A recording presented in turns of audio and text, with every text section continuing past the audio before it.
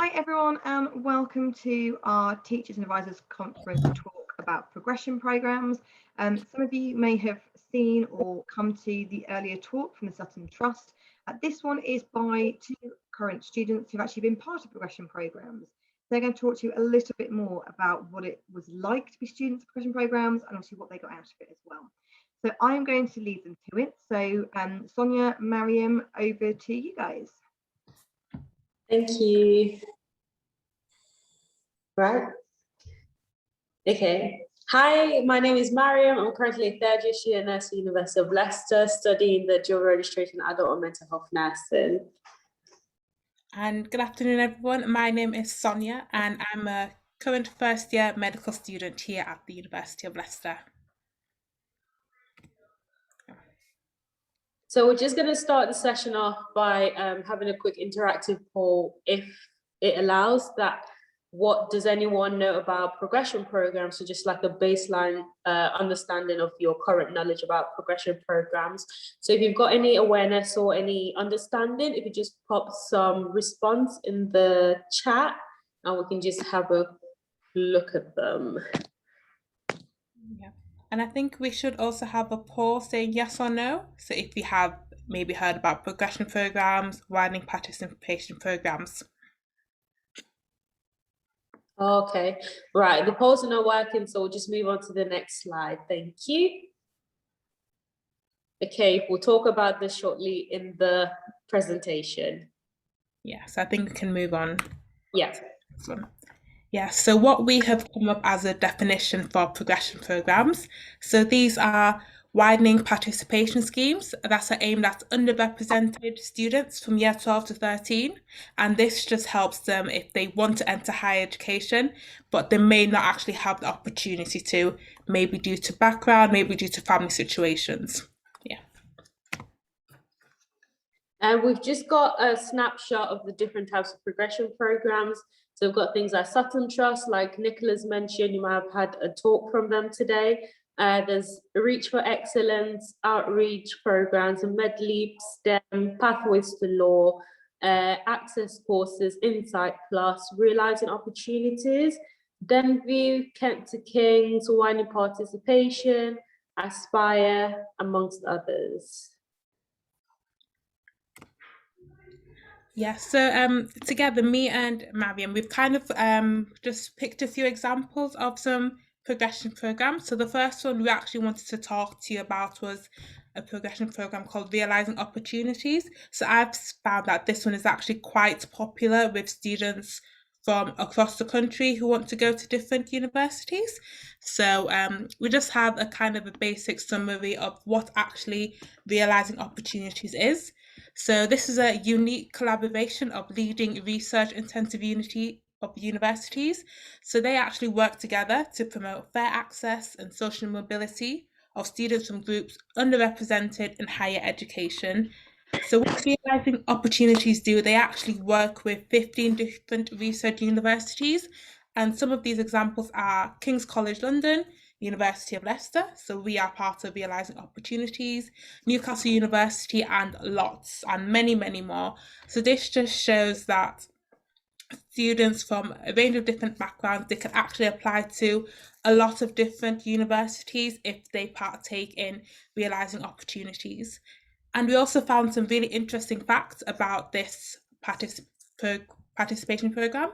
So since its launch, over 8,000 students have actually taken part, and 94% of students who have actually completed this program have parents with no experience of higher education.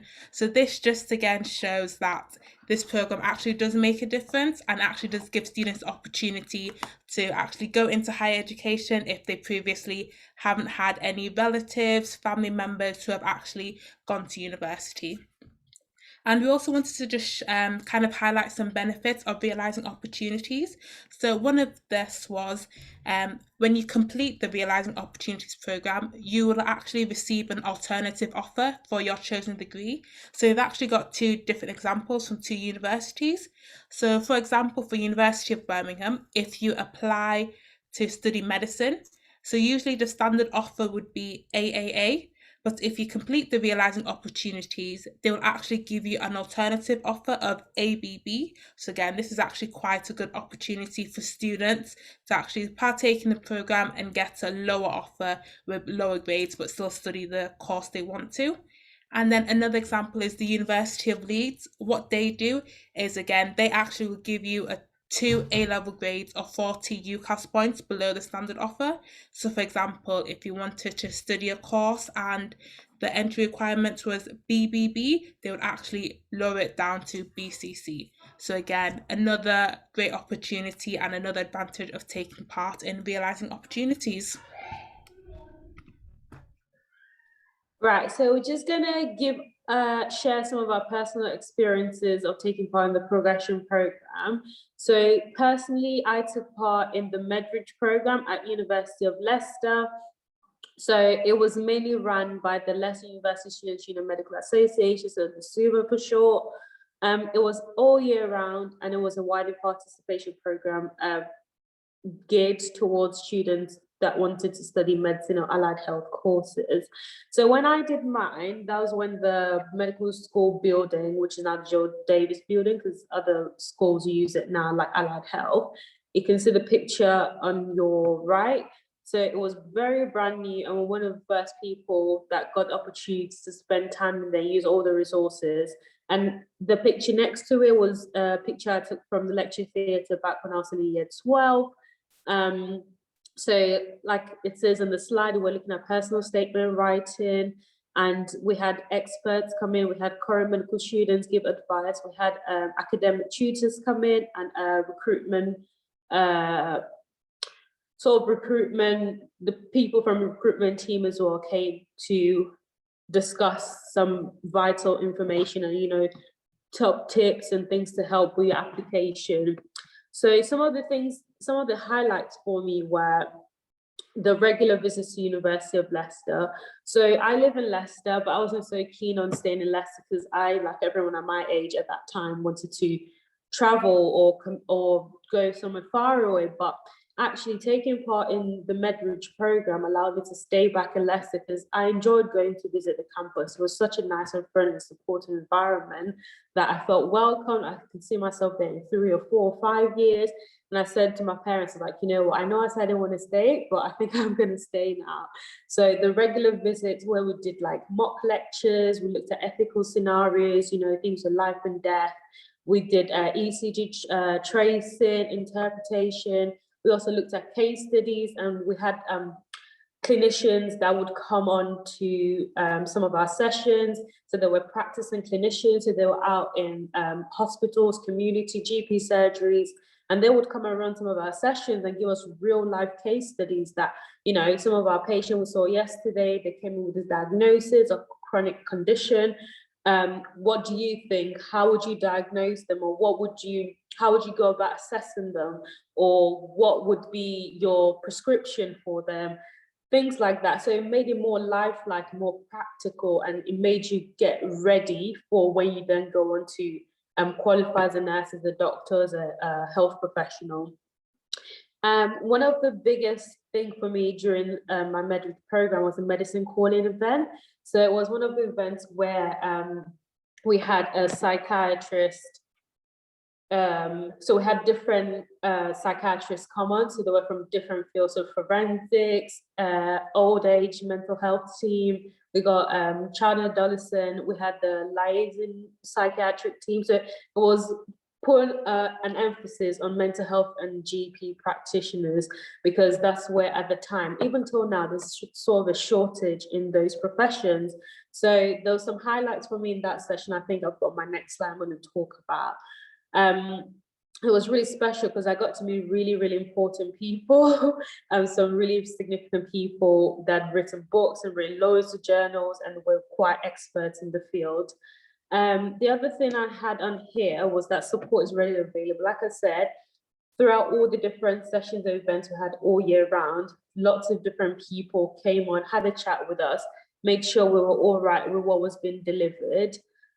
Made sure if we needed assistance with like MMI, so which is the multiple minute interview that you need for a lot of medical or allied health courses. So we had mock sessions, and it was really insightful, because when I then went on to do my multiple mini interviews, I did quite well on them, and I had a lot of understanding of what was required of me. And most importantly was the Medrich experience had a big impact on my university choice. Like I said, I wasn't going to stay in Leicester, but taking part in Medrich made me conclude that I am in fact going to stay in Leicester, and the degree I then ended up studying. Next slide, please.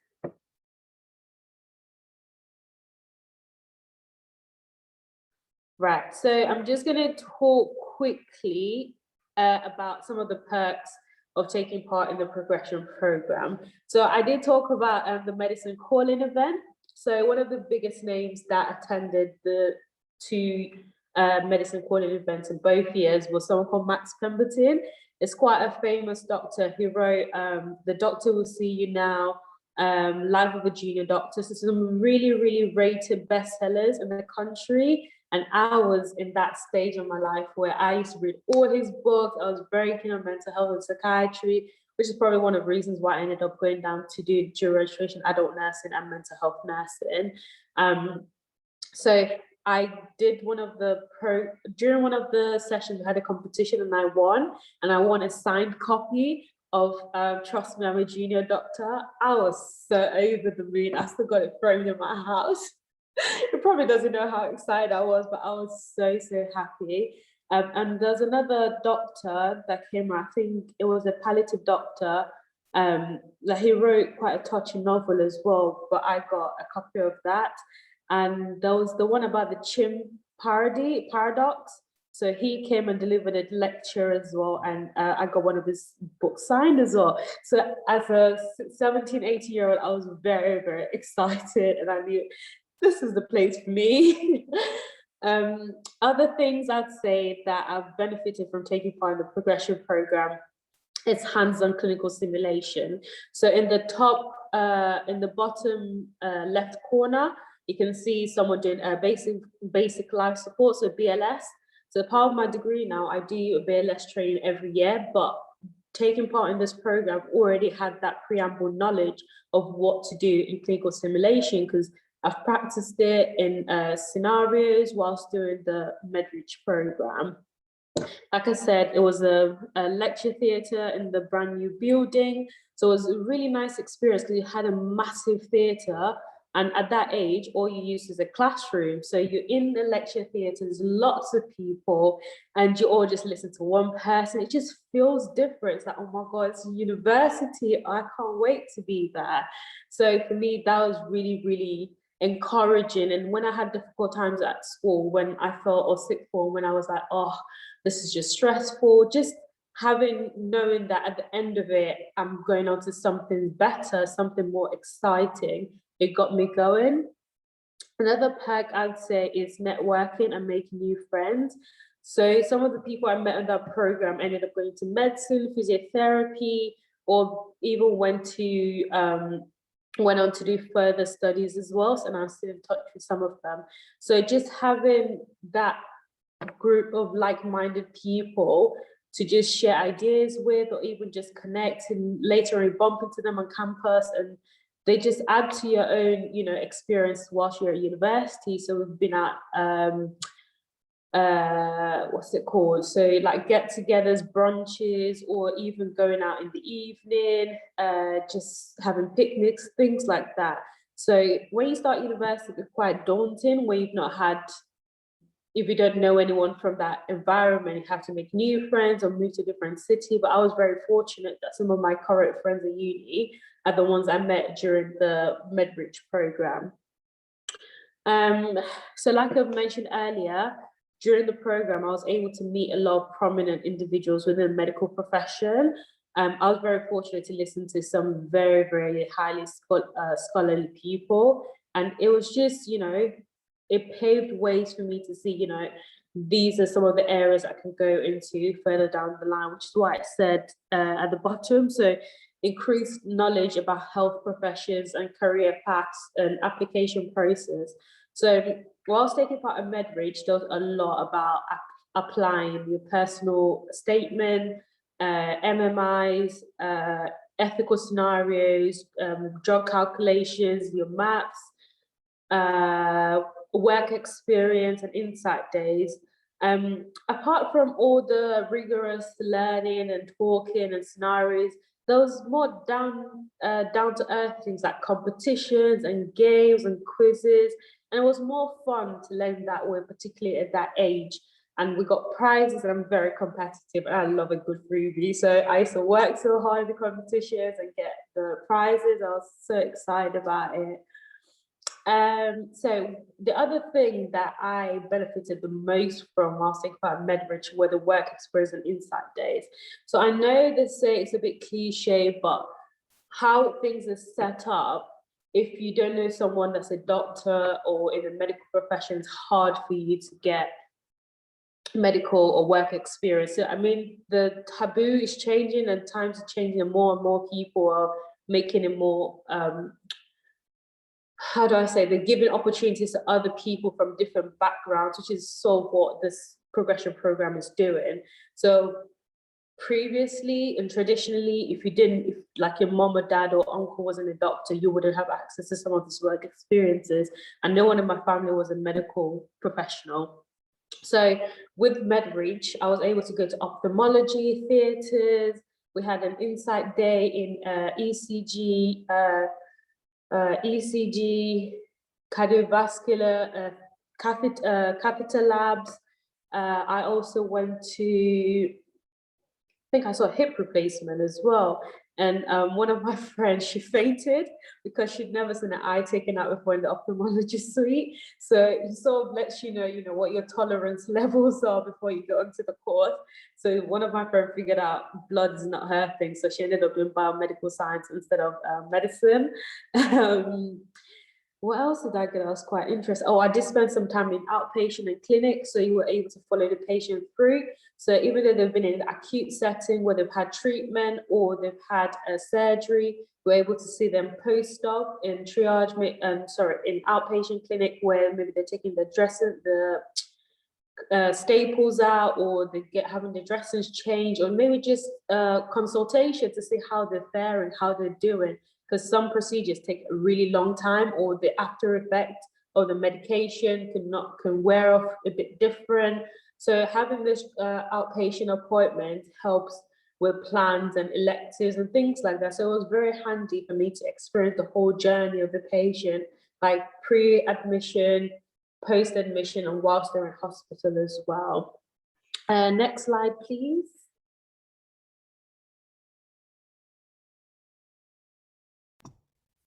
Oh, so I think what is next is, now that Mariam has talked about her experiences with her progression program, I'm going to again share my story of the progression program that I took part in.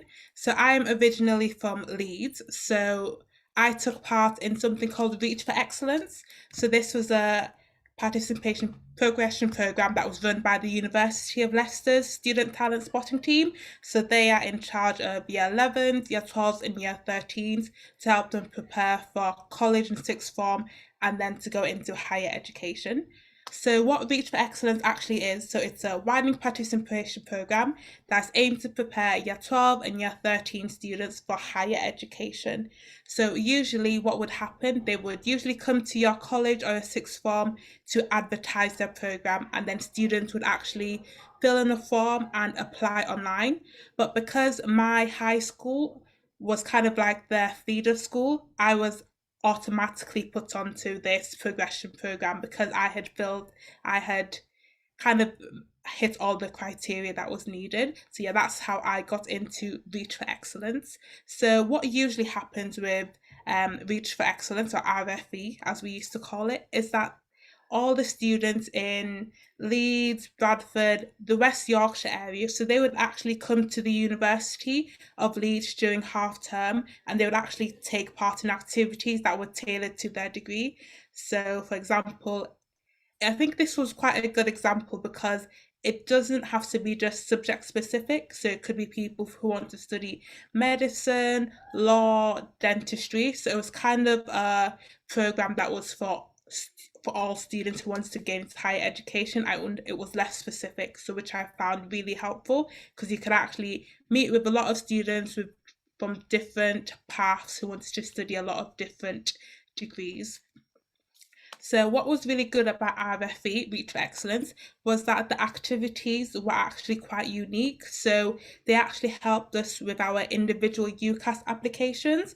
So during the time when it was time to write our personal statements, we could actually, once you finished writing it out, you could actually meet with one of the members of staff, and they would actually help you to check it. So they could give you advice, so maybe if there's any spelling mistakes, some things you could add, some things you could remove, and it's all tailored to your degree. So again, they would give you personalized advice, so which I found really helpful when it was time to finish my personal statement and submit it onto UCAS. And what they also do is they also hold mock interviews for different subjects. So again, if you needed some practice before your interview, they were able to arrange it for you, and they were again able to give you some personalized advice for you to take on further. And another thing they did was they actually gave us some student finance advice. So before actually going into year 12, year 13, I didn't really know what student finance was. So what they did, they actually gave us a whole presentation about student finance, how to apply, the type of scholarships, bursaries available from different universities. So yeah, that really helped us with actually knowing when to apply for student finance, what type of financial opportunities were available. So yeah, that was a really good thing about being part of the program.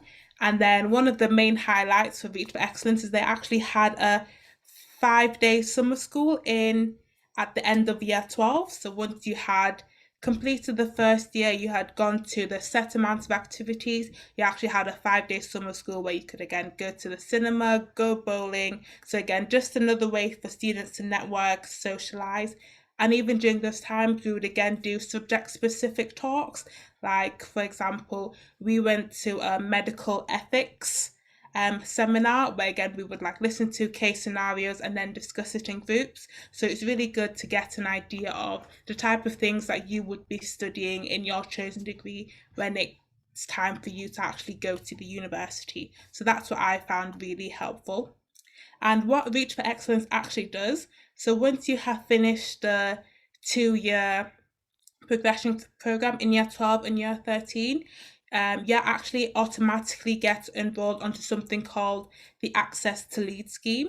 So this scheme was where you would actually receive the benefits of completing the program.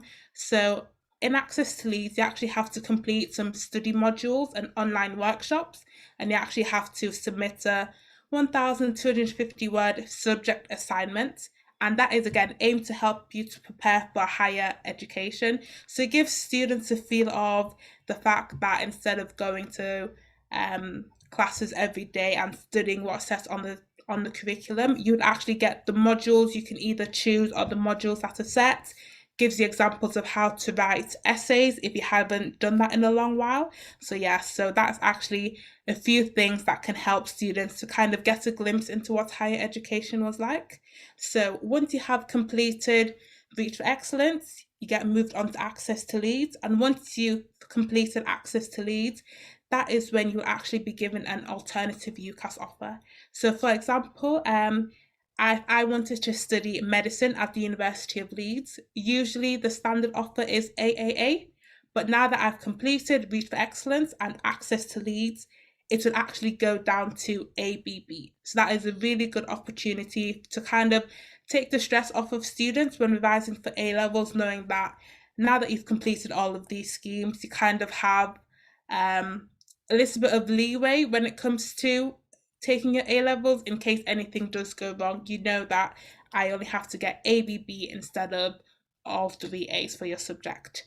And then another really great thing about Reach for Excellence is the fact that when you've completed the program, and if you've completed the program and you're successful in getting a place into the university, they will actually give you a burst. They will actually give you a bursary when you start in September. So again, that is just to help with any financial help with any finances that the student can have. so they can use that maybe for tuition or maybe for accommodation. So that is basically their money to spend when it comes to university in September. So yeah.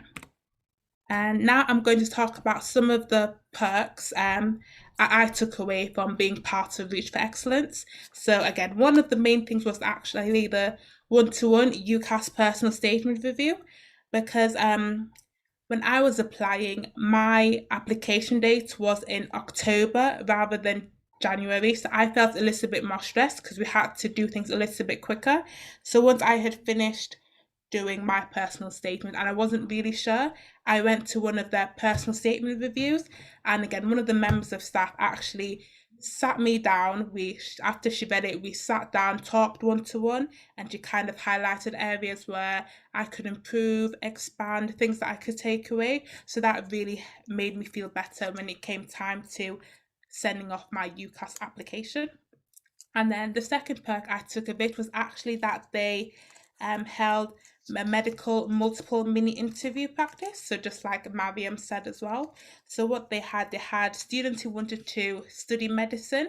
So they actually ran an MMI for us. And then after we did all the sessions, they would actually give us feedback again. So things that you could mention, things, how was your mannerism? So again, personalized feedback to help you when it actually came to doing your interviews. And I actually found that really helpful, because when I was sitting my actual interview for medical school, I found that I was actually picking up and then remembering all of those tips that they were giving me during my practice interviews, which I found really helpful. And then again, as I mentioned before, I think having the student finance / budgeting advice session was actually really helpful, because you don't really realize until you go to university how much things cost, how things start adding up. So again, just having that at the back of your mind kind of gives you a good foot forward when going into uni life. Yeah.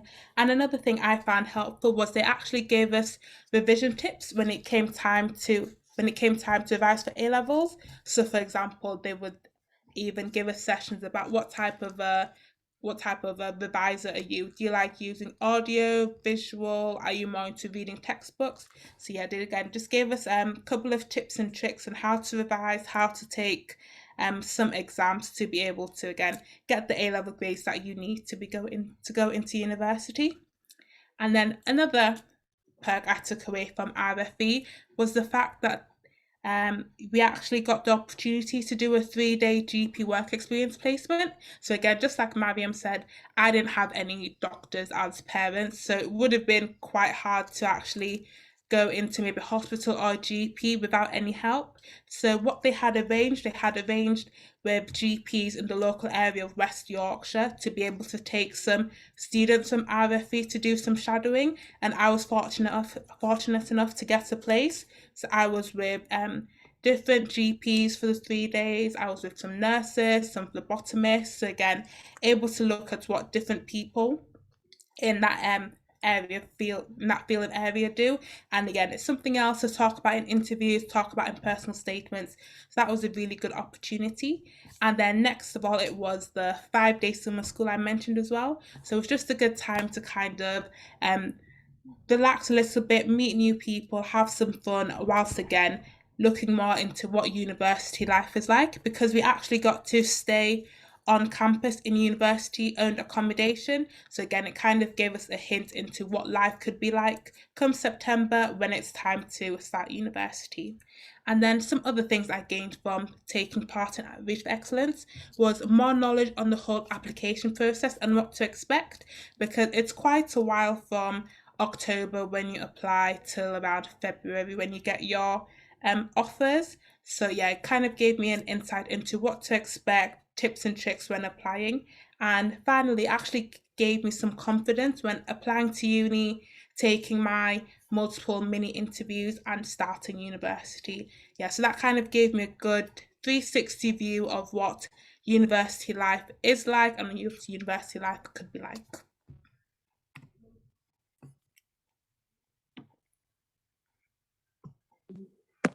Right.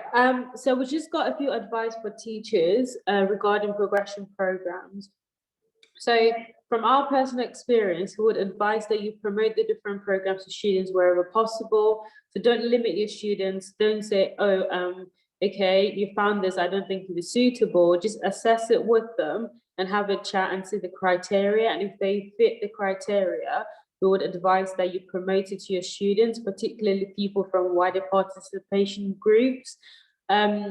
It's also good to highlight the advantages, particularly like grade reduction, things like medicine, law, dentistry, or even just access courses or allied health professions, and the link between completing a widening part of, progression program and the decreased or better alternative grade offers.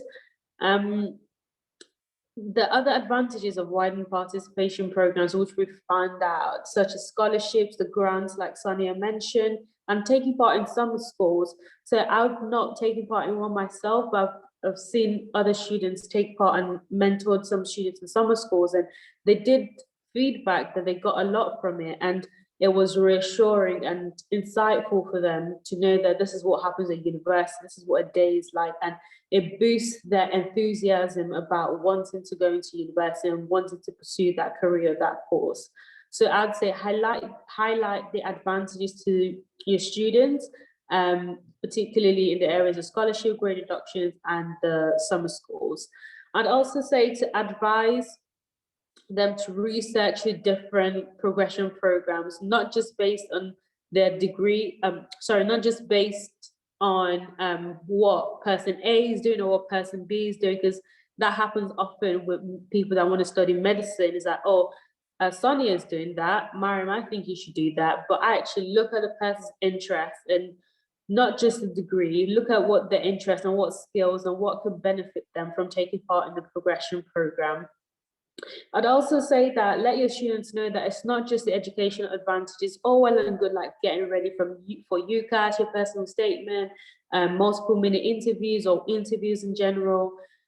In those interviews, you have to show that you're someone with interpersonal skills. You have to show you're empathetic. You have to show that you can work in a team. You have to show that you can communicate properly. And some of these skills, you don't pick it up from just looking at textbooks or looking at scenarios or talking things through. You actually need it by social networking, and progression programs provide this opportunity because you're all, within a similar age group, you've got similar ideas. It's like a good environment for you to build those skills, and you gain life tips. So I learned some things like palpating the chest, oscillations, how to do an ECG. I do them now on a regular basis, but that training I've had, or that exposure I had during my progression program, has helped me now that I'm practicing, about to qualify next year.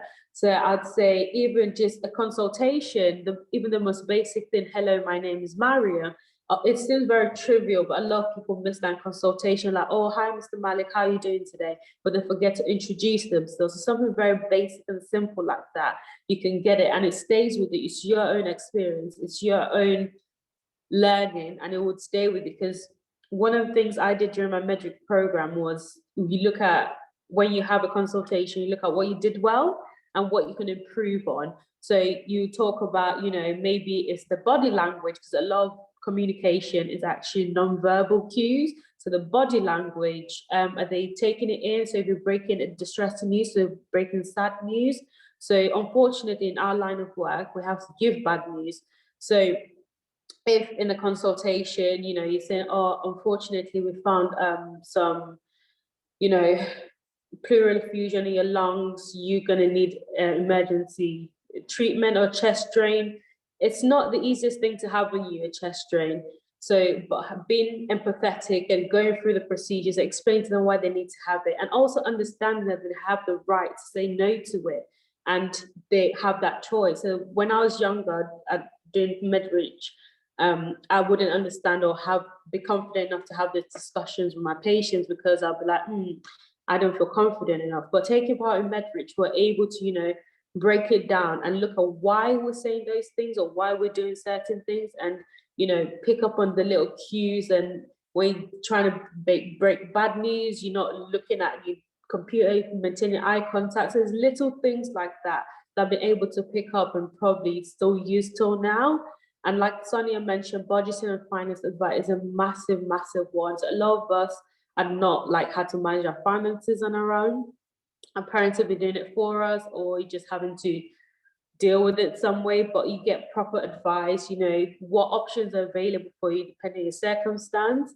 And the recruitment team always have someone you can go to within most progression programs where you can say, oh, this is my financial situation, what grants are available, what bursaries are available, what scholarships are available. So it's all these little things that I'd say to promote your students when you're encouraging them to take part in progression programs. I think that's pretty much it. I don't know if anyone's got any questions. That was a good timing. I think you've both covered loads there. I think that's given a really good kind of oversight into what you both did, the opportunities that it presented to you. I guess the question I have for you both is, what's the advice to teachers? I know you're talking about not putting people off and stuff, but how can teachers best support students who are looking at progression programs? And what would you say is kind of a number one tip for a teacher to give to a student who's thinking about going on a progression program? I'd say a good way to start is making a list. So when I was applying as well, when I was looking at all the universities that offered like progression programs, and some of them are very specific to your area. So if you're from Leicester, you might not be able to access the progression program in Manchester and things like that. So I'd say the teacher should advise the student to make a list and what criteria you would fall into to apply to that place. So you can have, there could be a progression program in Nottingham. They're happy to have someone from Leicester because it's within East Midlands. You can have someone that's central London but doesn't want East London. So it's looking at that and advising you, you go do the research and I can get in touch with, you know, the list of people you brought to me and give them a ring or send them an email asking, does my student fit this criteria to apply?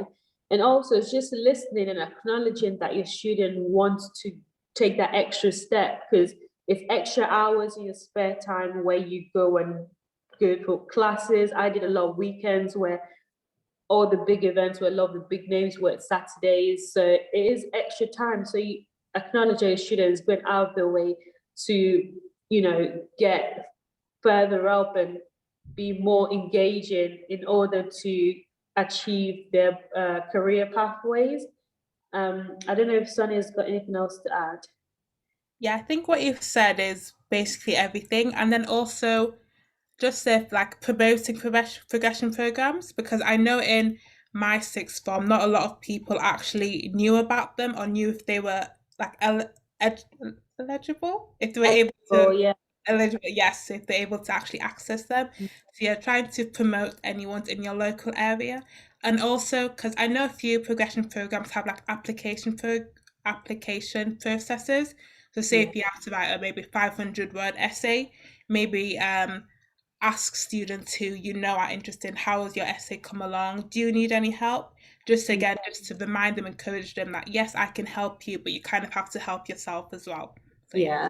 You take responsibility for it, because a lot of courses that you do progression programs like medicine, allied health, law, dentistry, they're professional degrees where you have a lot more responsibility. So in my first year, when the first week I had induction straight in with both NHS trusts. So a lot of my friends in social sciences, I'm not saying that it's anything wrong, they were able to go out in the night, have more days off. I was straight in. So myself as a student nurse, I have a lot more professional responsibility, and how I'm perceived is a lot different from how an English student might be perceived. So just having a uniform on, people have higher expectations of me. So if students from sixth form can start to take responsibility in doing their own research or starting the write-up for why they want to apply for the progression program, will give them a good setup for when they do go into the professional courses, because they've got sort of a head start in a way.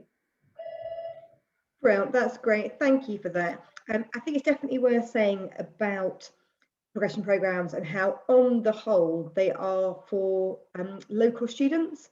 So all the ones at Leicester, they are designed for students who are in commuting distance of the campus, mostly because certainly in a pre-COVID world, we used to run events on campus. and we'll hopefully be going back to doing that as well. So if you are thinking it sounds really good and some students will benefit from doing it, then do have a look at your local university.